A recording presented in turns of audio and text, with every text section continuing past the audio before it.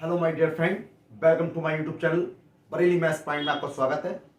तो जैसा कि हमारा सेट चल रहा है, सेट नंबर 3, और जिसका क्वेश्चन नंबर 1 कंप्लीट हो चुका है और जिसका लिंक आपको डिस्क्रिप्शन में मिल जाएगा। और अब बढ़ते हैं क्वेश्चन नंबर 2 की तरफ, सेट नंबर 3 के, यानी सेट नंबर 3 का प्रश्न नंबर 2 324 AZ का।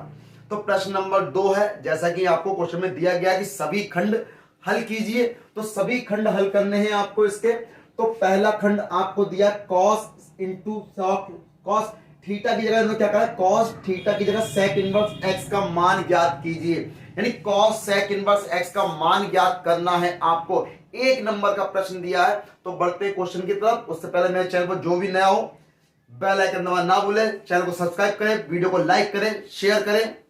तो बढ़ते हैं क्वेश्चन की तरफ। जैसा कि आपको दिया गया है, सॉल्यूशन में लिखेंगे भाई, आपको सबसे पहले क्या करा गया है, cos ब्रैकेट में sec इनवर्स x, इसका मान पूछा है, इसका मान पूछा है। तो हम इसको क्या लिख सकते हैं, तो एक चीज ध्यान दीजिए, cos दिया हुआ है, sec इनवर्स है, तो sec को मैं क्या अपॉन में ले जाऊं, यानी कि sec को क्या लिख सकता हूं मैं, cos इनवर्स 1/x। तो हमने क्या करा भाई, cos इनवर्स 1/x कर दिया, क्योंकि sec का उल्टा क्या होता है, 1/cos होता है। तो यहां पर इनवर्स है, तो sec इनवर्स को क्या करा, cos इनवर्स 1/x में चेंज कर दिया। अब उसका फायदा क्या मिला, cos से cos इनवर्स कैंसिल हो जाएगा, ये निगलेक्ट हो जाएगा। तो क्या बचेगा आपके पास, 1/x, और ये क्या हो जाएगा, इसका आंसर हो जाएगा। भाई इससे ज्यादा आसान कौन सवाल होगा। सिर्फ 1 नंबर में आपको सिर्फ 1 लाइन में आंसर दे देना है। बहुत ही आसान क्वेश्चन है, सिर्फ 1 नंबर का है, 1/x कितना आ गया, इसका फाइनल आंसर हो जाएगा। अब बढ़ते हैं इसके खाखंड की तरफ। आपको दिया गया है कि आव्यूह ए बी ज्ञात कीजिए यदि a है और b आपको दिया गया है। यानी देखो a इंटू बी निकालना है, आपको आव्यूह दिया गया है। तो आव्यूह का गुणन कैसे होता है ये आप भी जानते हैं, यानी कि पंक्तियों की गुणा स्तंभों से होती है। किसकी होती है, पंक्तियों की गुणा स्तंभों से होती है। तो आपको क्या कहा गया है, ए बी ज्ञात करना है। तो सॉल्यूशन में पहले क्या करेंगे, सबसे पहले ए को नोट कर लीजिए, कितना दिया है, 1 -2 3 -4 2 5, और b इजिकल टू कितना दिया है, 2 3 4 5 2 1।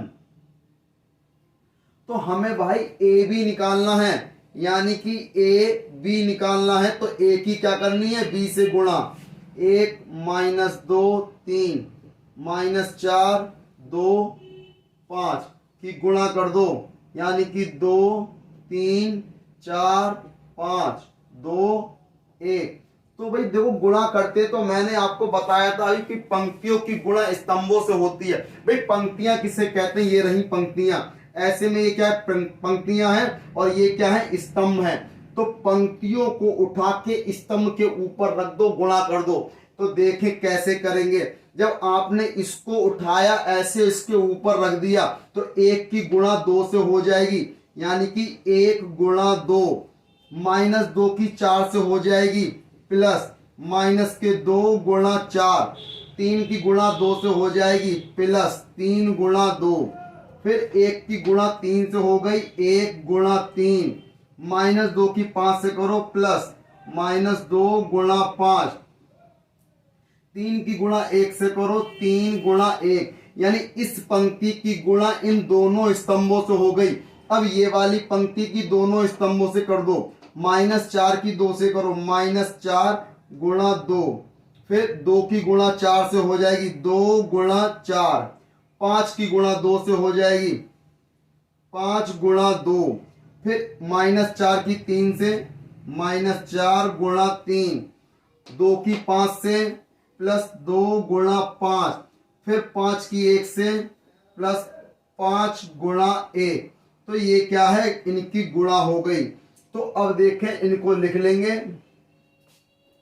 यानी कि ए बी बराबर कितना हो गया, देखो 1 दूनी 2, आपका ये आ गया 2 चौक 8, यानी प्लस माइनस माइनस के 8, 3 दूनी 6 हो गया।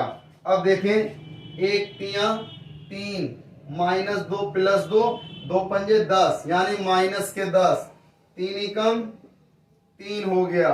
फिर -4 दूनी -8, 2 चौक +8, 5 दूनी 10, -4 तिया 12, +2 पंजे 10, +5 एकम 5। तो देखो ए बी, भाई 6 और 2 कितने हो गए? 8 -8, 3 और 3 6 -10, 8 -8 कितना रह गया? 10। भाई 10 और 5 15, तो कितना हो गया? ए बी, 8 में से 8 गया 0, 10 में से 6 गया -4, यहाँ कितना है? 10, और -12 में से 15 गए, +3 बचेंगे। फिर 15 में से 12 जाएंगे, कितना बचा? +3, 0 -4 10 3। तो ये क्या हो जाएगा? इसका फाइनल आंसर हो जाएगा। बहुत ही आसान क्वेश्चन है, आपको ए इंटू बी निकालना था, यानी कि रो की इंटू कॉलम से करनी थी, पंक्तियों की गुणा स्तंभों से करने पर क्या मिल गया? ए बी का आंसर मिल गया। यही इसका फाइनल आंसर है। इसका गाखंड है, जांच कीजिए कि क्या एफ एक्स आपको दिया गया है x3 यदि x is not equal to 1 और 1 है यदि x इज इक्वल टू 0 द्वारा परिभाषित फलन आपको चेक करना है कि x बराबर 0 पर सतत है या नहीं है। जांच कीजिए, आपको जांच करनी तो देखो, जांच करनी तो पता तभी चलेगा जब आप जांच करेंगे कि ये कंटिन्यूअस है या नहीं है। तो देखिए बढ़ते हैं क्वेश्चन की तरफ। तो आपसे कहा गया है, सॉल्यूशन में पहले लिख लेंगे, आपको एफ एक्स बराबर दिया गया है कि x³ + 3 यदि x is not is equal to 0 और 1 है यदि x इज इक्वल टू 0। तो हमें तो भाई x बराबर 0 पे निकालना है। तो यानी कि x बराबर 0 पे, यानी f0, जब x बराबर 0 होगा तो f0 इज इक्वल टू क्या होगा? 1 होगा। इसे आप इक्वेशन नंबर 1 लिख देंगे। अब बात आती है LHL की। तो LHL में क्या होगा? लिमिट x टेंड्स टू कितना हो जाएगा? 0 पे निकालना है। तो 0 प्लस के लिए, तो 0 माइनस के लिए, सॉरी, क्योंकि LHL है तो 0 माइनस के लिए। तो भाई अब एक चीज देखें, 0 माइनस किसके लिए? fx। तो यानी मैं इसे लिख सकता हूं limit h tends to 0, fx की जगह पे क्या लगाएंगे? 0 माइनस h, यानी कि 0 माइनस h का मतलब है वैल्यू 0 से कैसी हो रही है? कम हो रही है। यानी ये तो बराबर के लिए है और ये बराबर नहीं के लिए। बराबर नहीं का मतलब क्या है? कम भी हो सकती है, ज्यादा भी हो सकती है। तो कम या ज्यादा दोनों में से कुछ भी हो तो आपको यही वाली लाइन का यूज करना है ना। तो यानी कि f0 माइनस h का मतलब हो गया लिमिट h टेंड्स टू 0। तो जहां पर भी x दिखाई दे इसमें आपको इस वाली लाइन में x की जगह पे 0 माइनस h रख देंगे। तो 0 माइनस h³ + 3 ये हो गया। तो अब इसको सॉल्व कर लेंगे। Limit h tends to 0, 0 minus h कितना हो गया? माइनस का h³ + 3। तो भाई माइनस h³ है, लिमिट h टेंड्स टू 0, यानी कि माइनस का h³ + 3 जब लिमिट लगा देंगे तो कितना बचेगा? 3 बचेगा। ठीक, तो ये तो आ गई LHL की बात आ गई। LHL हो गया। अब बात करेंगे नाउ RHL की। RHL में क्या होता है? Limit h tends to 0 plus के लिए, तो भाई fx, तो यहां क्या लिख देंगे? लिमिट h टेंड्स टू, यहां कितना हो जाएगा? h टेंड्स टू 0 और यहां हो गया कितना? 0 + h, यानी f0 + h हो जाएगा। यानी 0 से क्या हो रहा है? ज्यादा। तो 0 से ज्यादा कहां है? ये रहा। तो देखें कितना हो जाएगा? तो लिमिट h टेंड्स टू 0, तो 0 + h, यानी कि 0 + h का क्यूब + 3। अब इसको सॉल्व करेंगे तो कितना हो जाएगा?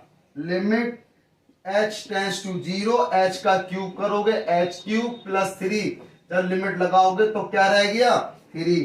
तो भाई अब एक चीज देखें, जब सतत होता है तो क्या कंडीशन होती है, लिख दोगे LHL is equal to RHL is not is equal to F0, यानी F0 तीनों फलन कैसे हैं, बराबर नहीं है। तो लिख दोगे यानी LHL और RHL तो बराबर हैं, लेकिन F0 क्या है हमारे पास 1, तो ये बराबर नहीं है। लिख दोगे अतः x बराबर 0 पर फलन सतत नहीं है।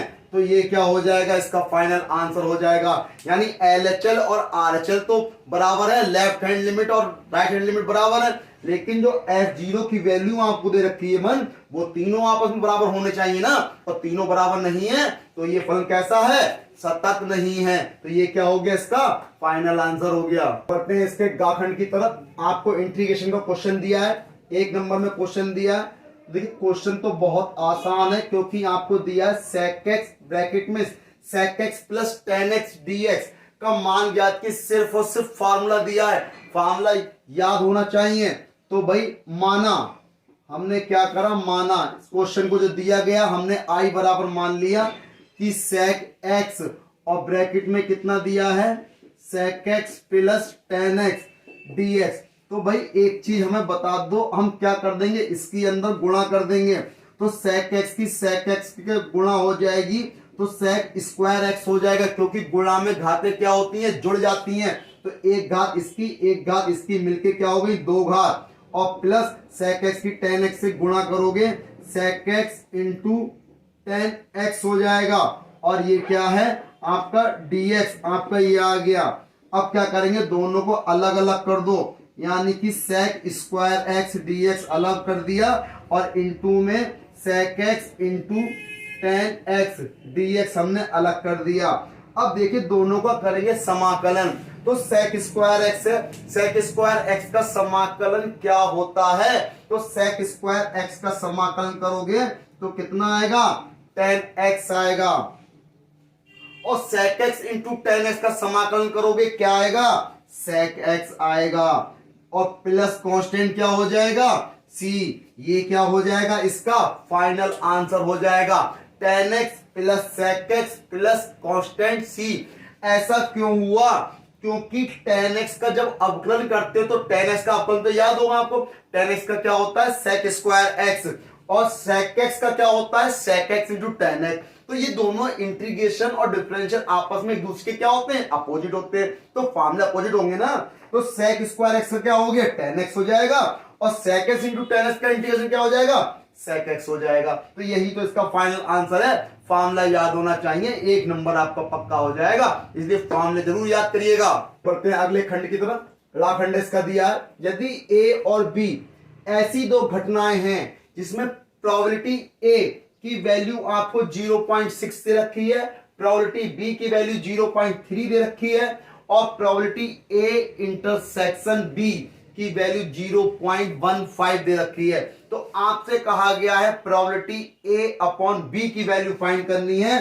तो भाई सबसे पहली चीज है, जो जो आपको दिया हुआ है पहले नोट कर लेंगे।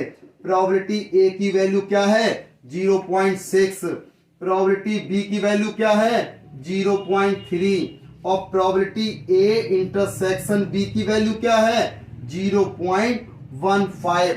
तो भाई एक चीज देखिए, प्रोबेबिलिटी a अपॉन b, तो प्रोबेबिलिटी a अपॉन b का फॉर्मूला क्या होता है, probability a intersection b upon probability b, ये होता है इसका फार्मूला।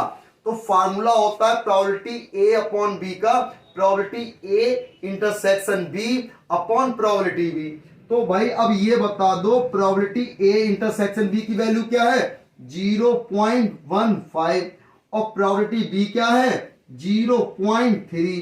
जब पॉइंट से पॉइंट कैंसिल करेंगे तो यहां पर एक जीरो बढ़ जाएगा, तो ये हो जाएगा 15 बटे ये 30 हो जाएगा। 15 से 30 को भाग कर दोगे, 15 दूनी 30 हो गया। तो प्रोबेबिलिटी a अपॉन b की वैल्यू क्या आ गई, यानी कि 1/2 हो जाएगा। ये इसका क्या हो जाएगा, फाइनल आंसर हो जाएगा। लेकिन एक बात का ध्यान दीजिए, इसमें क्वेश्चन को ये कई तरीके से घुमा सकता है। यहां पे वो कह देगा प्रोबेबिलिटी ए और बी ऐसी दो घटनाएं हैं, यहां पे घटनाएं चेंज कर सकता है, अपवर्जी कर सकता है, स्वतंत्र कर सकता है, यानी ये आपको डिपेंड करता है कि क्वेश्चन में क्या कहता है। लेकिन इस क्वेश्चन में तो बस इतना ही कहा है, ए की वैल्यू दे रखी है, बी की वैल्यू दे रखी है, इंटरसेक्शन की वैल्यू दे रखी है। तो क्या करेंगे, प्रोबेबिलिटी ए अपॉन बी याद करना है। और कभी कभी तो ऐसा होता है ये वैल्यू ना देके प्रोबेबिलिटी ए यूनियन दे देते हैं, तो आपको क्या करना होगा, प्रोबेबिलिटी दूसरे वाले फॉर्मूले से प्रोबेबिलिटी ए यूनियन बी बराबर probability A plus probability B और plus minus probability A intersection B से दोनों की वैल्यू निकाल लेनी पड़ती है। आपको चाहे यूनियन दे दे या इंटरसेक्शन दे दे, इंटरसेक्शन देगा तो आपका काम ऐसे ही हो जाएगा, यूनियन देगा तो आपको इंटरसेक्शन निकालना होगा। तो ये एक फॉर्मूला आपको याद होना चाहिए, तो जिसकी सहायता इसी क्वेश्चन को 2-3 बार घुमा सकता है। तो ये आपको समझ जाना चाहिए क्वेश्चन किस टाइप का है, लेकिन ये फॉर्मूला पता होगा तभी आप इस क्वेश्चन को हल कर पाएंगे, है ना। तो प्रोबेबिलिटी ए अपॉन बी का फॉर्मूला क्या होता है, प्रोबेबिलिटी ए इंटरसेक्शन बी बटे प्रोबेबिलिटी बी। इंटरसेक्शन बी की वैल्यू 0.15, प्रोबेबिलिटी बी की वैल्यू 0.3। जब पॉइंट कैंसिल करोगे, अब देखो पॉइंट यहाँ 1 के बाद है, यहाँ 2 के बाद है, तो जब पॉइंट से पॉइंट कैंसिल किया नीचे एक 0 बढ़ जाएगा। 10 की 3 से बढ़ाओ 30 हो गया, ऊपर कितना 15, 15 से भाग करा कितनी बार गया 2, तो probability A upon B is equal to क्या हो गया 1/2। तो ये क्वेश्चन नंबर आपका 2 कंप्लीट हो गया। जब 2 कंप्लीट हो गया, अगली वीडियो मिलेंगे क्वेश्चन नंबर 3 के साथ। तब तक मेरे चैनल पर बने रहिए, जुड़े रहिए, सब्सक्राइब करिए, वीडियो को लाइक करिए, शेयर करिए, कमेंट करिए। जय हिंद साथियों।